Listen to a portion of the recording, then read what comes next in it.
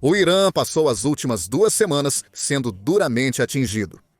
Com a Operação Leão Ascendente, Israel eliminou muitos de seus principais locais militares, juntamente com figuras cruciais em sua liderança e estruturas nucleares. Os Estados Unidos da América deram continuidade com a Operação Martelo da Meia-Noite, usando bombas massivas de 30 mil libras para destruir instalações nucleares iranianas profundamente subterrâneas. Agora, o Irã não tem mais para onde fugir. Isso é de acordo com um general aposentado de 4 estrelas dos Estados Unidos da América que diz que o exército e a economia do Irã estão acabados. E pode não estar acabado apenas por enquanto, o Irã pode estar acabado para sempre. Este vídeo explicará o porquê. Primeiro, o general e sua citação. Em 24 de junho, a repórter da MSNBC, Ana Cabreira, sentou-se com várias pessoas para discutir a guerra em andamento entre Israel e Irã. Entre eles estava o general aposentado de 4 estrelas, Barry McCaffrey, que Cabreira questionou sobre o que o Irã esperava alcançar quando atacou uma base militar dos Estados Unidos da América no Catar. Como retaliação pela Operação Midnight Hammer, a resposta de McCaffrey revelou o verdadeiro estado de desespero em que o Irã se encontra agora. Ele diz, do ataque ao Catar, acho que isso foi inteiramente por parte do Irã. Uma tentativa de persuadir sua própria população de que eles não foram profundamente humilhados, eles não estavam sujeitos à dominação israelense de seu espaço aéreo. E o Irã precisa dar essa impressão aparentemente falsa agora. Por quê? McCaffrey explica. O Irã está em uma situação realmente desesperadora. A economia está em ruínas. Eles não tinham mais boas opções militares. Eles não podiam fechar o Golfo Pérsico para o petróleo ou teriam alienado a China e o Círculo Asiático. Eles não têm aliados. Eles sofreram perdas devastadoras de sua liderança militar, científica e política. Deve ter havido algumas conversas realmente difíceis. Eles tiveram que vir à mesa. Eles não tinham mais opções. Em poucas frases, McCaffrey resume a grave posição em que o Irã se encontra agora. É realmente tão ruim quanto o general de 4 estrelas diz? Para responder a essa pergunta, vale a pena examinar cada um de seus pontos em detalhes, começando pela economia do Irã. Na verdade, a economia do Irã já estava em apuros muito antes dos Estados Unidos da América e Israel realizarem seus ataques contra o país. Isso é de acordo com o contribuidor do Modern Diplomat, Dr. John Calabrese, que escreveu sobre o estado da economia do Irã em novembro. Mas 2024, Calabrese destacou muitos problemas. As sanções são um grande problema. Sob as sanções de pressão máxima implementadas pela administração Trump, mais de 90% dos 120 bilhões de dólares em moeda de reserva do Irã tornaram-se inacessíveis. O valor de sua própria moeda também despencou depois que Trump impôs sanções secundárias que derrubaram 60% do valor do real. Acentuada. A contração econômica, a queda da renda per capita e o aumento dos níveis de pobreza foram todos resultados das sanções.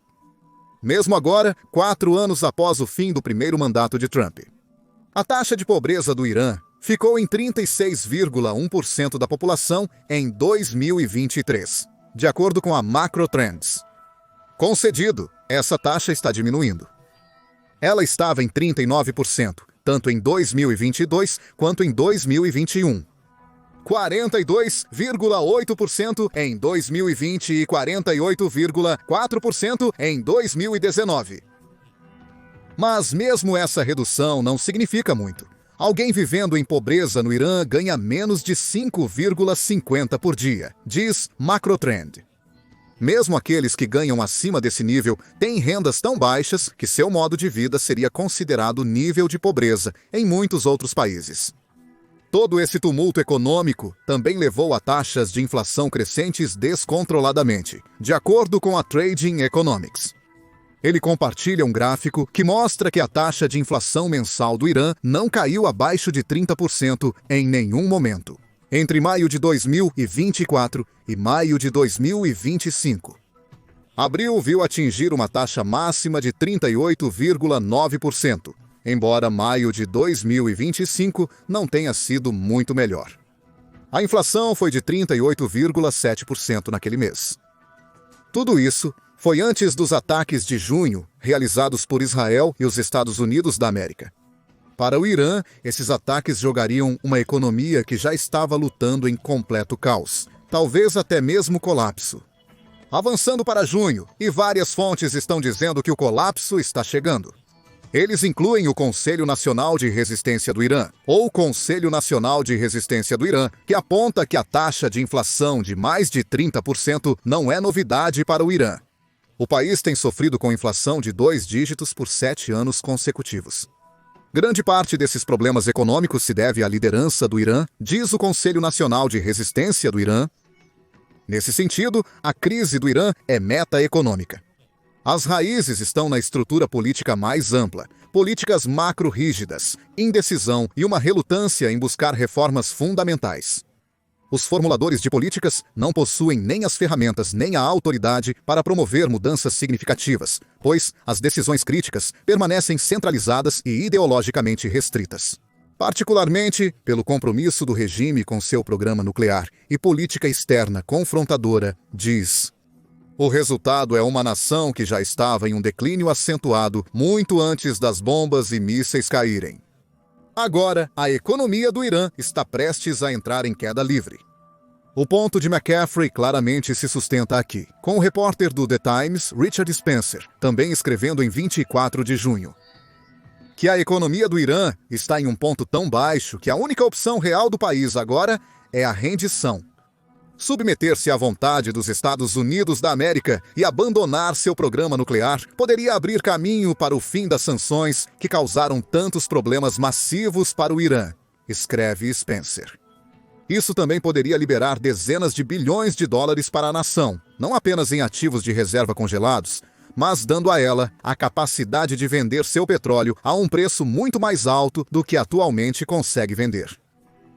Os comerciantes poderiam retornar aos mercados de exportação e receber pagamento em dólares americanos, o que não conseguem fazer desde então. O Irã foi cortado do sistema Society for Worldwide Interbank Financial Telecommunication em 2012. Alternativamente, Spencer escreve: o Irã poderia se manter firme, insistir em sua afirmação de que a adesão ao Tratado de Não Proliferação Nuclear lhe dá o direito de enriquecer urânio. E dizer aos Estados Unidos e seus aliados europeus para fazerem o pior. No momento, parece ser o plano iraniano, mas esse plano simplesmente não pode funcionar. O Irã já está desmoronando sob o peso das sanções, que são resultado direto de sua insistência em manter um programa nuclear. Ataques aéreos contra suas principais instalações apenas aumentarão esse peso. Pressão sobre pressão poderá ser aplicada se o Irã se recusar a negociar agora que um cessar-fogo está em vigor. Esse cessar-fogo é frágil! A liderança do Irã já demonstrou uma disposição para atacar os Estados Unidos da América em uma tentativa desesperada de salvar a face. Se tentar usar os mesmos tipos de truques em suas negociações do programa nuclear, a economia vacilante seria a vítima mais evidente. A vida para o iraniano médio vai piorar do que já está. Isso poderia preparar o cenário para uma rebelião que poderia levar a uma mudança de regime no futuro. Mas suponha por um momento que a economia não seja um grande problema para o Irã.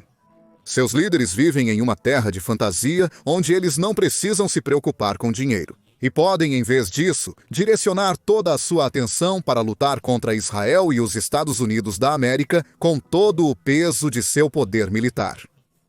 Isso não é útil para o Irã, o que nos leva ao segundo ponto que McCaffrey faz. O Irã já esgotou suas opções militares.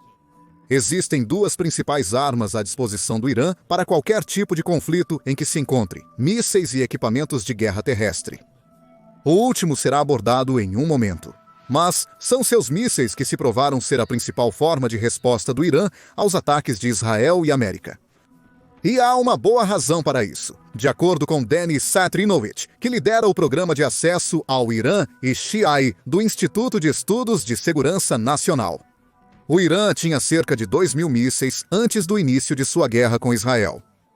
Esses mísseis tinham um propósito claro: O Irã pretendia usá-los para bombardear a extensa defesa aérea de Israel, contando com o volume puro para forçar Israel a esgotar seus suprimentos de mísseis defensivos. Isso deixaria lacunas para o Irã explorar com futuros ataques de mísseis e drones. O problema do Irã aqui é duplo. Primeiro, está rapidamente ficando sem os mísseis dos quais depende para esse tipo de ataque. E há uma sensação disso pela escala dos ataques de mísseis até agora. Irã International relata que o exército israelense diz que o Irã disparou menos de 400 mísseis entre a Operação Leão Ascendente e 17 de junho. Desses 400 mísseis, fontes dizem, entre 20 e 40 deles conseguiram romper as defesas de Israel para causar impactos. As fontes também dizem que apenas cerca de 600 pessoas foram feridas pelos ataques de mísseis do Irã até junho. 17, com cerca de 19 mil reivindicando danos às suas casas e pouco mais de 2.700 pessoas sendo evacuadas. Esses não são os resultados que um país deveria esperar após queimar quase um quinto de seu arsenal de mísseis. E aí está o problema. O objetivo do Irã é iniciar uma guerra de atrito contra Israel. Isso é de acordo com Citrinovich, ao falar para a Iran International. No entanto, essa guerra de atrito depende de grandes estoques de mísseis, e o Irã está rapidamente se esgotando. O Irã ainda pode ter uma guerra de atrito, mas eles terão que calcular isso. Será muito difícil lançar de 100 a 200 mísseis de uma só vez. Eles estão sob a superioridade de Israel e não podem usar muitos lançadores, pois Israel os atingirá e eles também estão lançando escondidos, ele diz. Citrinovich também observa que Israel já atingiu duramente os meios de produção de mísseis do Irã, o que significa que é muito mais difícil para o país substituir os mísseis que está disparando.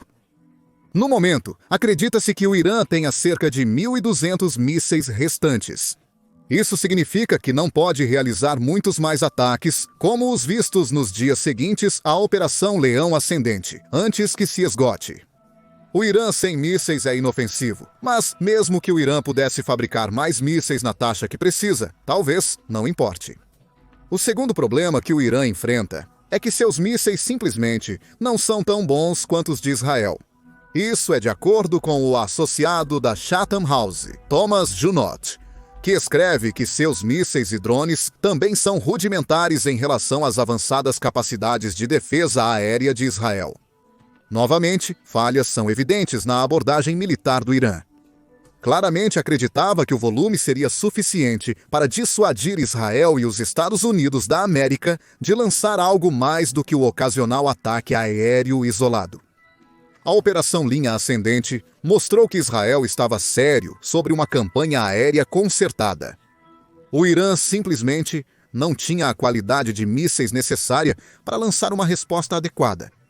E está rapidamente ficando sem o volume que ainda permite que seja uma ameaça. Então há a opção de guerra terrestre. Uma luta em terra é a única que o Irã teria chance de vencer contra Israel.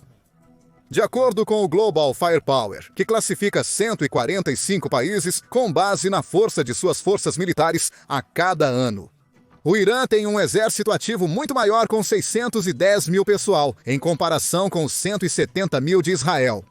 Possui 115 mil reservas de combustível, mas compensa isso com mais 185 mil forças paramilitares.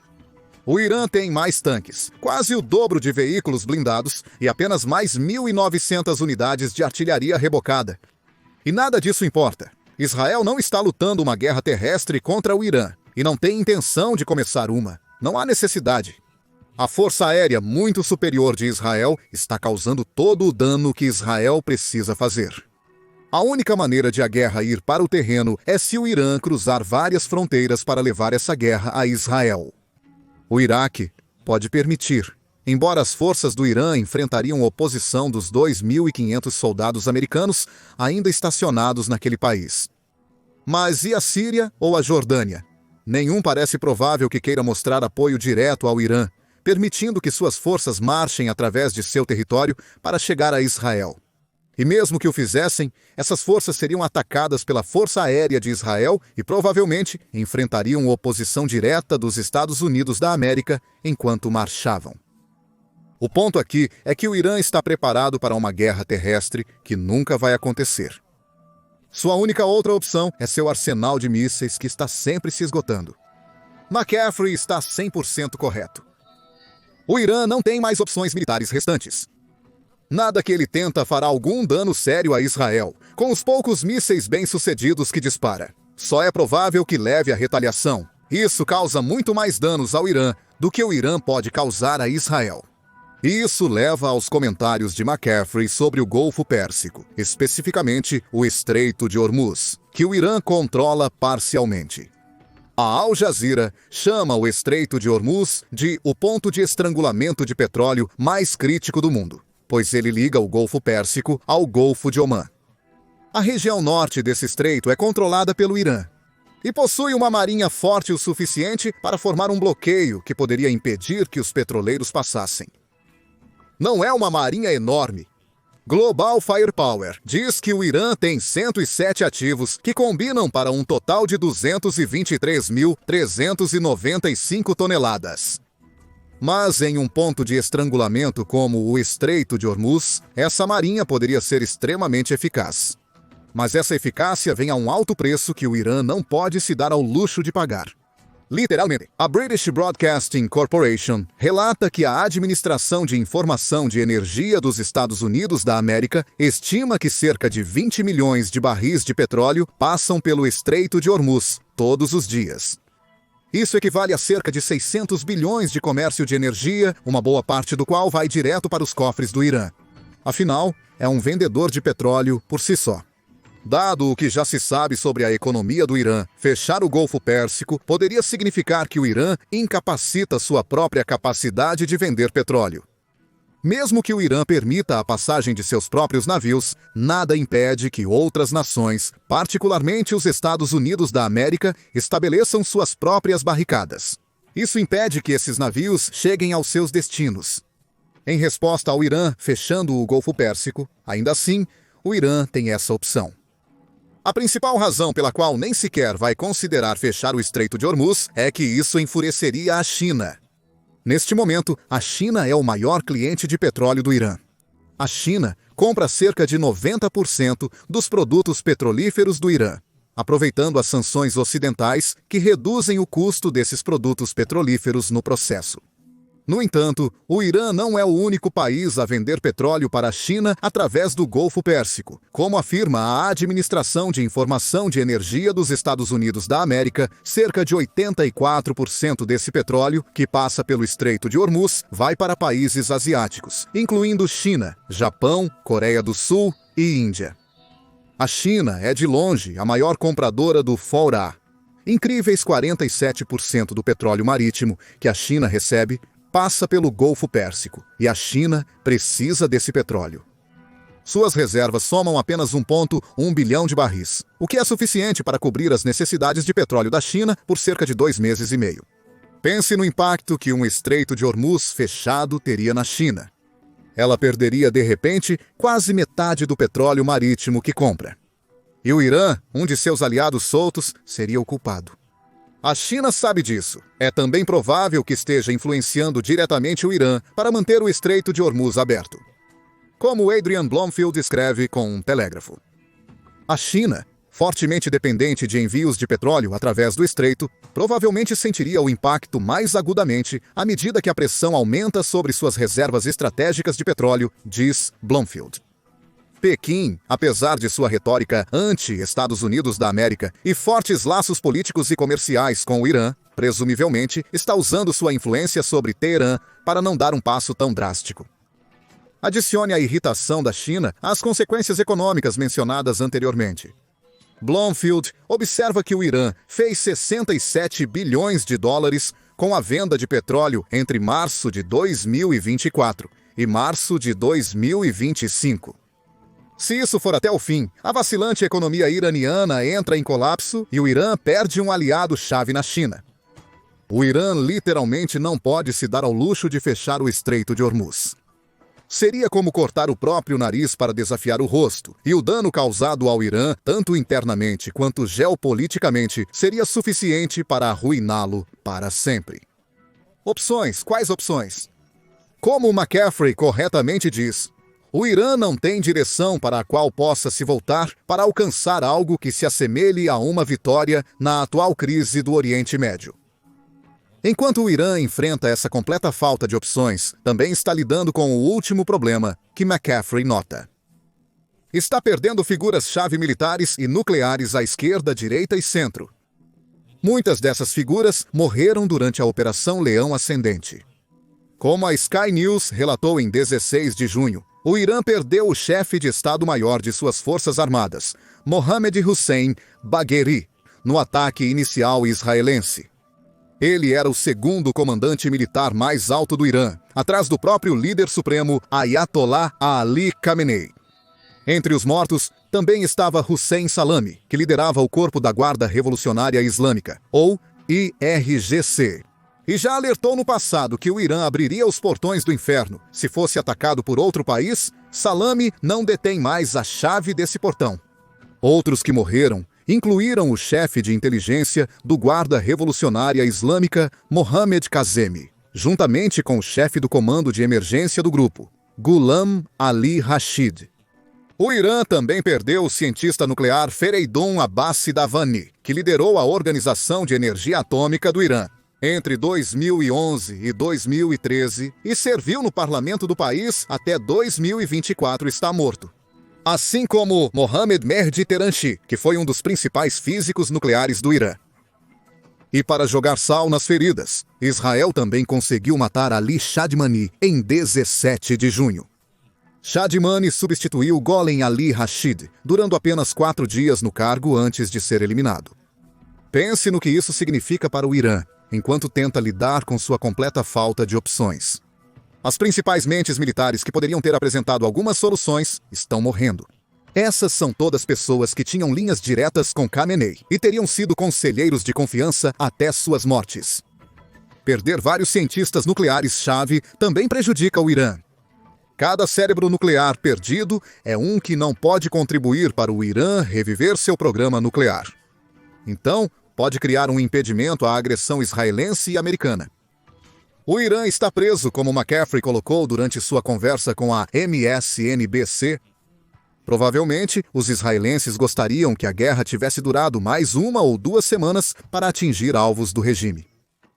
Mas, essencialmente, eles haviam alcançado todos os seus objetivos. O dano ao Irã está feito, e com os Estados Unidos da América entrando na briga durante a Operação Midnight Hammer, o Irã sabe que suas opções já limitadas se evaporaram. Tudo o que resta é ir à mesa de negociações para falar sobre seu programa nuclear. As decisões que o Irã tomar durante essas discussões podem salvar o país e seu regime atual, ou condená-lo para sempre. Agora, não é apenas o Irã que está em pânico após os ataques aéreos de Israel e dos Estados Unidos da América ao Irã. Vladimir Putin está tão aterrorizado quanto, embora por razões muito diferentes. Descubra o que deixou os líderes da Rússia tão abalados com o que Israel e os Estados Unidos da América conseguiram em nosso vídeo. E lembre-se de se inscrever no The Military Show para mais comentários em vídeo sobre as últimas notícias da guerra entre Israel e Irã.